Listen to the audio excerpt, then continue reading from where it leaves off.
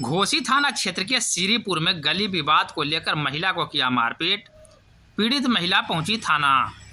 दरअसल मामला घोसी थाना क्षेत्र के सीरीपुर गांव का है, जहां गांव में गली विवाद के दौरान हुई मारपीट में सरोज देवी नामक महिला घायल हो गई। घायल महिला का इलाज घोसी पीएचसी में कराया गया है। तत्काल मामले की सूचना पीड़ित द्वारा पुलिस को दी गई है। इस संदर्भ में पुलिस पदाधिकारी का बताना है कि महिला के शिकायत के आलोक में पुलिस मामले की जांच में जुटी है। घटना को लेकर पीड़ित महिला ने बताई कि उन लोगों के द्वारा रास्ता अवरुद्ध किया जा रहा था, जिसका वह विरोध की। इसी बात को लेकर उनके साथ मारपीट की गई। गली के चलते हुए रास्ता बंद कर रहा है कि ना जाए देंगे। ओ विरोध किया तो मारपीट किया। कितना लोग मिल के मारा? 3-4 लोग खत्म। क्या नाम हुआ आपका? सरोज देवी। घर? सीरीपुर। थाना में आवेदन दे दिए? ठीक है, जाइए।